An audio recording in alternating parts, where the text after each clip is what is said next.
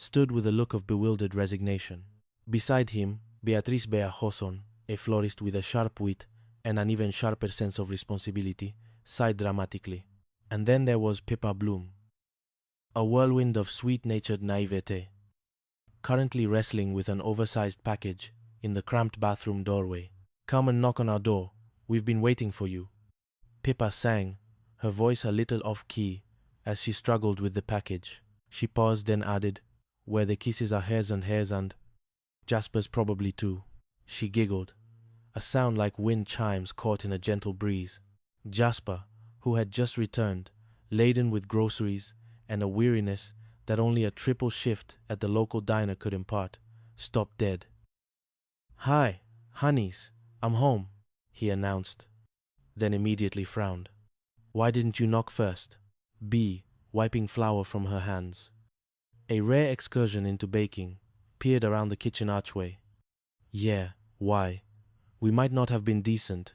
Jasper, ever the pragmatist, or perhaps the opportunist, shrugged. "It's all right. I looked first to make sure." Bea rolled her eyes. "Well, that's okay then." She gestured towards the bathroom. "Here, Jasper. As long as you're here, why don't you help Pippa put up the new shower curtains? I need to get something out of the oven." Jasper blinked. "Hey, wait. When did you take up cooking?" "I haven't," Bea replied, a mischievous glint in her eye. "I've got some underwear drying." Pippa, meanwhile, had finally managed to extricate a rolled-up shower curtain from its packaging. "Jasper, just hand me the new curtain, and then you can go, okay?" Jasper, however, was already feeling a surge of chivalry, or perhaps just a desire to escape the smell of burning undergarments. "No, Pippa. I'll help.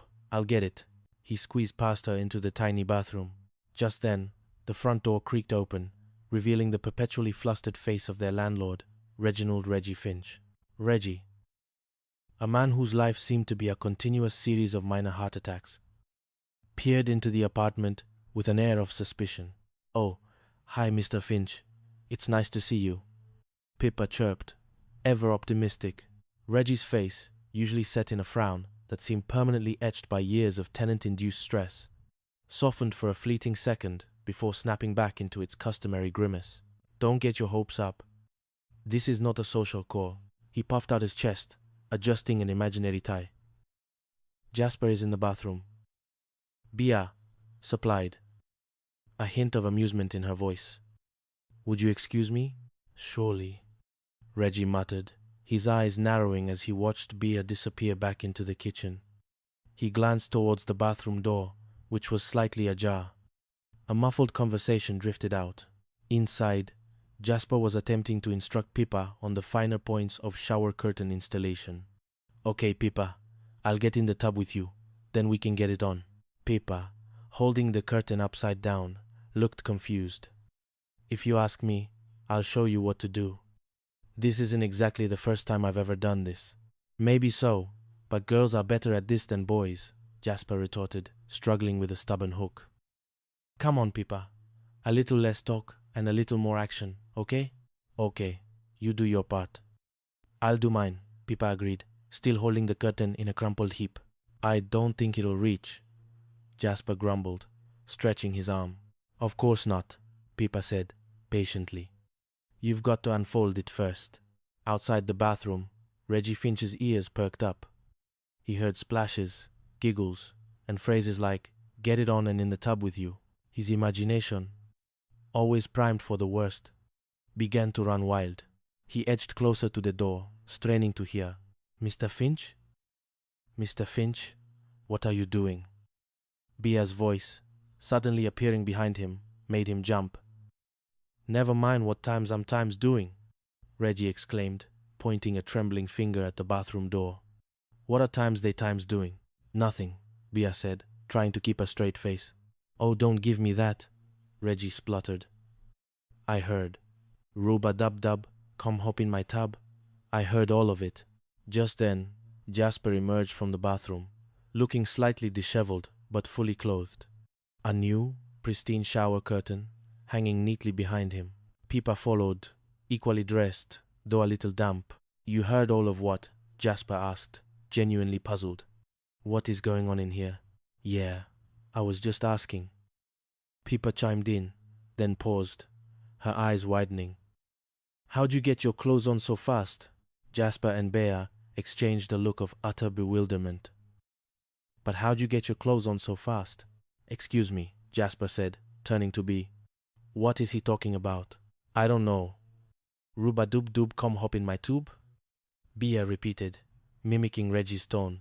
What are times you times talking about? Jasper exclaimed, turning back to Pippa. Jasper, are you going to help me or not? She asked, oblivious to the drama unfolding. Aha! Reggie yelled, triumphant. How'd you get your clothes on so fast? What? Another innocent. I know what you were doing. Putting up a shower curtain? Jasper offered, holding up the now installed curtain as proof. That's right. You have a shower curtain? Reggie asked, suddenly deflated. Of course. What do you think we were doing? Jasper asked, hands on his hips. Reggie's face crumpled. Well, it sounded like you were. He trailed off, realizing the depth of his misjudgment. Mr. Finch, you ought to be ashamed of yourself, Bea said, shaking her head. Why, what'd he do? Pippa asked, ever the innocent. Nothing. Nothing. I'm sorry. I apologize. I'm so ashamed, Reggie mumbled, his shoulders slumping. He looked genuinely mortified. Wait a second, Mr. Finch, Jasper interjected. What did you come up here for anyway? Reggie paused, racking his brain. I can't remember. Boy, I have never seen anyone so ashamed of doing nothing. He shuffled out, muttering to himself. Come on, Jasper said to Pippa. I'll be right with you, Pippa. He turned to Bea. Can you believe that, Finch? Just then, a loud thud echoed from the bathroom, followed by a gasp. Pippa? Pippa? What happened? You okay? Jasper rushed back in. He found Pippa sitting on the edge of the tub, looking dazed, a hand pressed to her head. Oh, I slipped in the tub and I banged my head. Bea, who had followed, threw up her hands. Oh, Pippa, I told you never to wear your boots in the bathtub. She helped Pippa out. What's the matter? You're sticking a shower curtain. Come here, just sit down. Sit down, sit down. Pippa, still a little woozy, complied. Are you all right? Bea asked, concern etched on her face. I'm okay. I'll decide how okay you are, Jasper declared, taking charge. He knelt in front of her. Come on, Pippa. Focus in now. How many fingers do you see?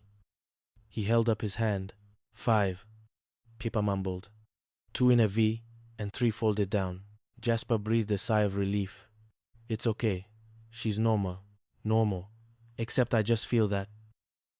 I know, Pippa whined. Pippa! Look, you better go right to bed and rest, Jasper instructed. It's only 8 o'clock. It's too early to go to bed, she protested. Well, if it'll make you feel any better, we'll all go to bed early, Bea offered, trying to be comforting. Yeah, I'll go to bed with you, Pippa said innocently. What? Jasper exclaimed, then quickly added, No, I mean at the same time. Suddenly, an acrid smell wafted from the kitchen. Is something burning? Bea asked, sniffing the air. Burning. Oh, I forgot my underwear in the oven, Pippa cried, jumping up. Jasper shook his head. It's too bad hot pants are out of style. Later that night, the apartment was quiet. Jasper was in the living room, trying to read, but his mind kept drifting to Pippa. He heard a soft rustling and looked up to see her, still in her nightgown, wandering aimlessly. Oh, Pippa. Oh, I'm sorry, he began, then caught himself. Hey, what are you doing out here? You're supposed to be in bed. Pippa blinked at him. Well, it's such a beautiful night and I couldn't sleep, so I just... Pippa, you just had a bad whack on the head, Jasper reminded her, his voice firm. Will you quit babying me? I'm a big girl now, she pouted. Oh, you're a big girl now? Well, you're acting like a baby and I'm going to treat you like one, Jasper declared, scooping her up into his arms. Jasper, will you put me down? She squealed, kicking her legs. No way. I'm taking you to bed, whether you like it or not. He grunted.